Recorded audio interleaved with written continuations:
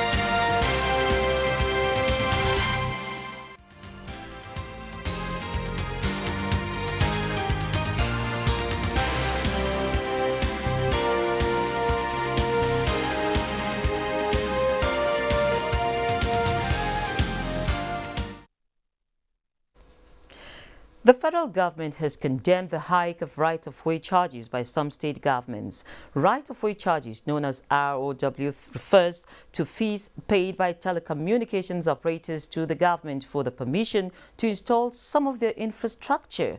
The National Economic Council had resolved that telecommunication operators were to pay 145 naira per linear meter to lay fiber cable anywhere in the country. However, some state governments increased the fees to between 3,000 and 6,000 naira per linear meter. A statement by the Minister of Communications and Digital Economy, Dr. Issa Pantami, asked the governors of the concerned states to reverse the decision. The minister said the action of the state governments would undermine Nigeria's socio-economic development, particularly efforts to deepen broadband penetration in the country. He further observed that the development would also lead to higher cost of telecommunications services. The House of Representatives says the planned upward review of electricity tariffs should be put on hold. This was during a stakeholders meeting convened by the House Committee on Power. The committee expressed disappointment with what it refers to as unresolved issues in the power sector, such as estimated billing and adequate prepaid meters for customers, insisting that there has to be uniformity in rates charged by the DISCOs. Nigerians are complaining now that they are complaining about the minor review. And I'm equally complaining because I know that I pay estimated billing. And every day I receive an average of 50 petitions on the discourse in my table. Officials from the Federal Ministry of Power and Nigerian Electricity Regulatory Commission could not provide answers on where specifically it was stated in the Power Sector Reform Act that electricity tariffs be periodically reviewed. Micro review is being handled by Nigerian Electricity Regulatory Commission, which is an agency under the ministry. As it is now, the government told us that by April, it wants to commence a process of gradually reducing the support it is giving. And we have to tighten our belt and start paying more. In another development, the federal government has commenced the process of placing a ban on importation of certain categories of vessels into Nigeria by the year 2020 as part of efforts to encourage local participation in shipbuilding. The Director General of Nigerian Maritime Administration and Safety Agency, NIMASA, Dakuku Peterside, who disclosed these to journalists in Lagos, urged Nigerian firms to look into various financing options and go into a joint venture on areas areas that they are lacking capacity. He said the agency is vigorously pursuing the cabotage waiver cessation plan, and it's currently engaging welders, aluminium and production firms, among others, to prepare them for their roles in vessels building. He said the agency is currently collaborating with the Nigeria Content Development and Monitoring Board, NCDMB, to have a joint audit of vessels in the country while they pursue the 5-year vessel demand forecast, and that the central plan is to empower Nigerians for greater participation in maritime trade. On the commodity market, gold drops as trade deal nears, and experts predict global commodity prices to rise in 2020. How are other commodities faring? Let's find out.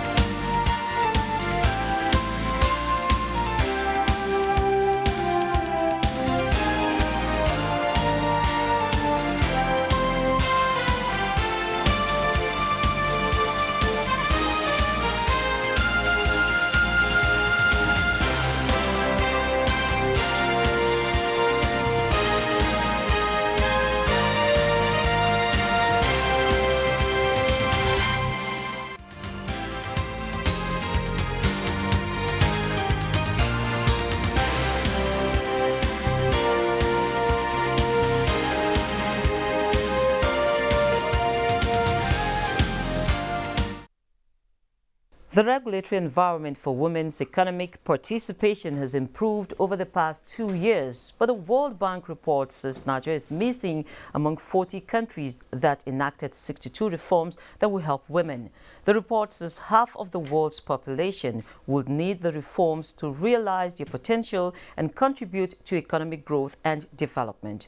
The World Bank study Women, Business and the Law 2020 measures 190 economies, tracking how laws affect women at different stages in their working lives and focusing on those laws applicable in the main business city. It covers reforms in 8 areas that are associated with women's economic empowerment, conducted from June 2017 to September 2019, precisely on mobility, workplace, pay, marriage, parenthood, entrepreneurship, assets and pension.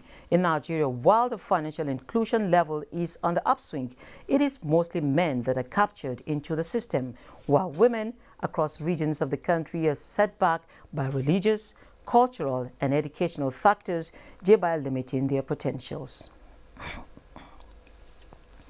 Now, President Muhammadu Buhari on Monday signed the 2019 Finance Bill into law after the passage of the bill by the National Assembly and the subsequent forwarding of the bill by the legislature to the President for assent.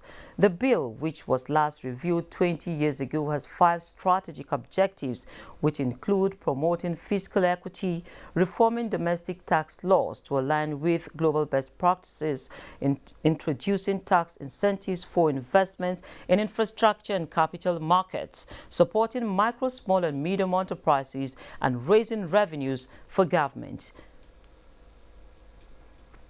Now, today on the program, our guests will be giving insight into what to expect in different sectors of the economy following the signing of the Finance Bill into law. Professor of Economics and Chartered Stockbroker Seth Akutson. It's always a pleasure to have you on Business Thank you Express. very much, Auntie. My pleasure to be here, yes. So let's hit the ground running. Yeah. Fiscal equity.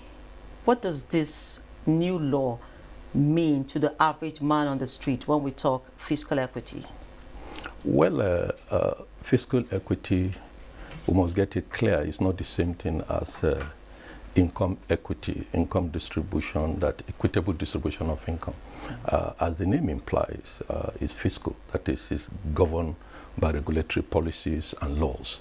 And so the fiscal equity has to deal with the canon and principle of taxation so that it will be progressive in nature, it will be fair in nature, and it will be equitable, distributed in terms of payment. And so we have to look at equity from two angles. That is, first, the income side and the expenditure side. The income side is what we're talking about in terms of the laws governing tax payment. And so what it means is that there are some that, in fact, are paying double taxation, such as especially in the banking industry, where some residual income that has already been taxed will be taxed again when they are being given out as dividend and all that. So now this regime has dealt with that. And not only that, the insurance industry also, they're getting some form of equity because they've been complaining about the tax nature of their premium payment and so on and so forth. So that has been addressed as well. But the spending side here, tax. While we're still talking tax, and now the new law, I think the accounting hub has made it so easy for those of us who can actually read and write. Yeah, correct. So we're saying businesses have to go through a deregistration of VAT process if they close operations. Yes, correct. You no longer shut down quietly. And now with immediate effects, start charging your customers 7.5% VAT. That is it. So how do you see the Nigerian public taking it? And also more profoundly, how would you align this to global best practices? Well, of course, if you look at global best practices, in fact, Nigeria has been operating one of the least VAT regime globally. In fact, our neighbors here, like Ghana, that is already at the 10%, shows South Africa about 12-something% and all that. But apart from global practice, we'll have to look at our environment. The poverty rate, the purchasing power of the people, and the effect that any marginal increase in such will have on the economy and all that. But as it is, the 50% increase, will help the government, but it has become a law. There's nothing anybody can do about it unless it is repealed. It's now a law, so we have to take it as it is. Okay. Now, still on the tax, because we have 7 laws that have been affected by this now. So it means that in simple English, I think let's take the simple English. Thank you, Accounting Help. If a business makes less than 25 million naira in sales in a year, no company income tax will be paid. Correct. Absolutely. Very good. How can you translate these for small businesses? And of course, we say if a business is between 25 million and 100 million in sales in a year, 20% company income tax will be paid instead of the usual 30,000. How encouraging is this for small businesses? Yes, one thing you have to know is that the small businesses account for about over 80% of the workforce in Nigeria. And not only that, in terms of impact on the GDP, they're very high. And one of the discouraging factors is the nature of our tax regime. Many people, because of tax, if you look at even in your report, many people are closing their bank account and all that, and businesses are closing shop. So when you give them incentive that, look, if you're within 25 million, you don't have to pay tax. It means you're applying back, you have the opportunity to expand your business. And to the medium angle, if you're between 25 and 100 million, you pay less than the 30% normally that company income tax provides. So with this, with the growth of what we've been witnessing in the micro, small, and medium-scale enterprises, we're going to have a lot of people now going into businesses, given the fact that there is a tax relief that they can plow into. So we hope to see a very phenomenal growth in the small and medium-scale industries within the couple of years. Okay, so we also have this next analogy coming in. Can we have BC? Can we have BC? So the market woman, the average market woman, let's say her name is BC, the average market woman, and now. So how would she understand this whole thing we're talking about? This is because we have people just like our BC here who cannot really actually understand the whole English we're speaking here. Do we have a lot of work to do? Yeah, of course, that is why we're talking about adequate communication, publicity, and letting people to know. The Federal Ministry of Finance and relevant authorities like the Small and Medium Scale Enterprise Agency can also find out to reach out to people to let them know now they can go into business as low as 5 million, 10 million, 20 million without paying any tax. So their money now belongs to them, except maybe for corporate social responsibility they want to do so that at least they can be known and all that. So for a small business owner, but that does not exempt people from not registering. At least you have to register. We know that you are not paying tax because your returns and proper accounting process has to be in place. So you have to educate them. You have to get this. The Corporate Affairs Commission have also reduced the registration of businesses to as low as 5,000 naira. So what will stop people from running their own business instead of going into 30 days, make one pay? So this is the kind of information that will reach out to the people there, even those in the informal sector can also come on board to regularize, to give process, to register, so that at the end of the day, nobody is witch hunting them, nobody is pursuing them to pay those taxes. All right, and then, so let's also look at this other one, the banks, the capital markets. Now, in fact, we saw some really impressive figures from the Nigerian Stock Exchange this week, up until Monday, when the bill was signed into law, and then we noticed a kind of decline yesterday, and of course today 0.75%. So how would this law fast track growth in that sector? Of course, if you look at the capital market is driven by information. And with that law now, with the kind of relief given to the capital market, because the capital market is one of the financial sector that, of course, have been given some tax holiday, a sort of, that recently expired, and they are trying to, look at it again. So with this, you find out that people will now begin to be interested in the capital market. But the money market, I mean, the banks and the rest of them, you find out that they are more regulated than ever because the central bank is there and other regulatory bodies. So with that, you find out that there is a lot of things within the bank, like TIN registration. And that's why in your report you see people closing their account and all that, because when you make entry, because we're talking about financial inclusion now, but when you begin to make the entry opening account difficult, demanding this and that, you remember recently, because of that thing issue, the JAM has to in fact suspend it because of the challenges involved with it. So such kind of information can trigger reaction from people and all that. And not only that, also the stamp duty issue that now be increased from 1,000, you have 10,000, multiple ID pay unless you buy in bulk.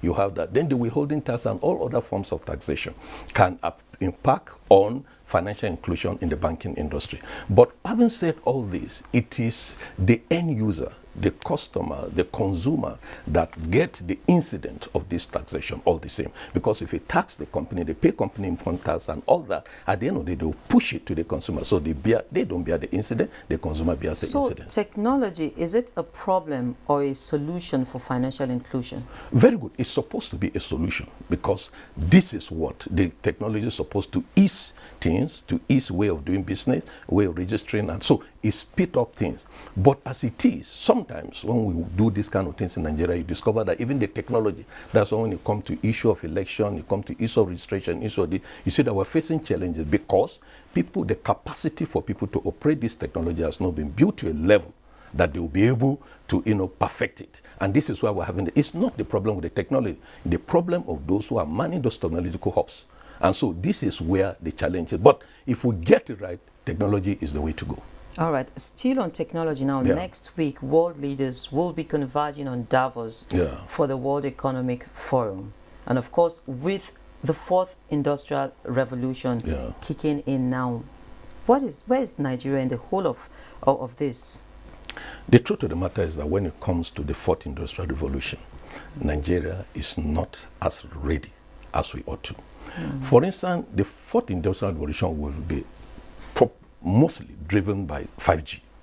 And then it's through that 5G technology that will now begin to have the Internet of Things, disruption technology, the artificial intelligence, and all that. So fortunately, one of the telecom have started testing the 5G and all that. So, but for us to get ready, in all our institutions of higher learning in Nigeria, there's none that is into disruptive technology, not into artificial intelligence, Internet of Things and all that. We don't have that. So as a result of that, we are going to be lag behind. And that is why today you see that the non-resident company to which now they begin to take tax, they buy things and sell to Nigeria. Somebody based in US, in Germany, we buy car here and then sell it to you without being present here and without paying any tax and all that. So that is lack of preparedness by the indigenous firm. That is why we are getting this disadvantage. But if we start working well, we will get there. Okay, so also there's this, we see most of these high-tech tech companies pay taxes. They're beginning to pay taxes in some of these countries. The laws governing them. So what is the task ahead of the new Ministry for Communications and Digital Economy if we're talking about creating jobs, raising revenue and making the finance law to work this year? Brilliant. What you have to know, this is where Nigeria is going to hit it big, because we have a very large youth population. And if we go to that digital side, you discover that we're going to make it a lot. And people have been ripping off here from foreign firms and all that have been ripping off here. So the Ministry of Communication and Digital Economy will have to look at the framework. We don't have the framework, we don't have the regulatory strength to be able to capitalize on that. If you look at even in the capital market, you see that the major players are people that deal with physical goods like cement, like sugar, like salt, like rice, and the rest of them. But we don't have firms that are into digital, internet, and all that. But if you go to the US, you see that most of the big tech, they are tech giants. So if we begin to work that, you see that effort to be shifted towards the physical to the intangible. And this is where we are going to hit it big. And this is where our revenue base will expand virtually. Okay, thank you very much, and thank you for coming to share your thoughts with us on Business It's my pleasure. Express. Thank you very much. Yes, thank you for coming. Thank you. Yes, now, moving on, the Nigerian equities market recorded its first trading loss in the year Tuesday as the all-share index depreciated by 1.18%. Now, this Wednesday, the all-share index also depreciated by 0.75% to close at 29,062.5 basis points, with market capitalization dipping to 14.9 trillion naira. A total of 360 million shares worth 2.8 billion naira were traded in 4,345 deals. The top three most sought-after stocks were Morrison, Access Bank, and UBA. Better Glass topped the gainers, followed by Forte Oil and GlaxoSmith, while the decliners were MTN Nigeria, Boas Cement, and Ecobank Transnational Incorporated. Now, still talking stocks, European stocks edged lower ahead of US-China deal signing. Buster Abel has a summary of performance of other markets. Wednesday, the 15th of January 2020, will mark a key day in US-China trade relations as both countries sign a Phase 1 trade deal in Washington, D.C. Treasury Secretary Stephen Mnuchin said that tariffs of Chinese goods will remain in place until both countries reach an enforceable Phase 2 agreement, according to reports. Market sentiment dragged in Asia ahead of the U.S. and China's signing the Phase 1 trade deal. Nikkei fell 0.45% to 23,916.58. Hang Seng Index 0.39% in its final hour of trade, and the Shanghai Composite also declined 0.54% to close at 3,526.57. U.S. stock index futures were mixed. Dow futures 0.11% higher, indicating a positive open of more than 32 points, while futures on the S&P and Nasdaq Composite were marginally lower. European stocks were lower as investors await the signing of the Phase 1 trade deal between the US and China, with optimism slightly dented by comments from the US Treasury. In Africa, Nairobi's oil share opened negative, while on the flip, Tunisia's Tunidex, Ghana's GSE Composite, Namibia's overall index, and South Africa's GSE Africa Top 40 posted gains. Let's now see how the Naira is exchanging for other international currencies.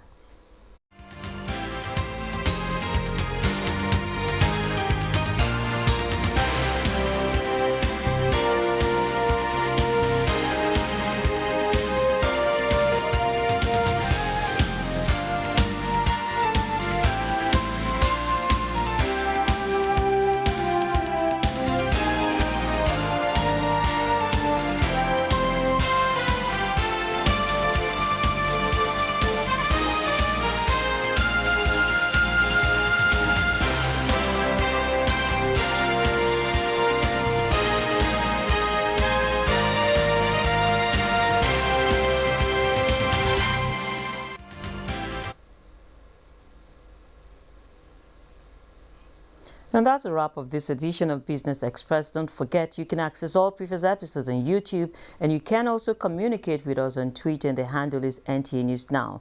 The hashtag is BizX. We value your feedback, so join us again on Friday for another edition of Business Express. I am Leah Katung. Baba Tunde.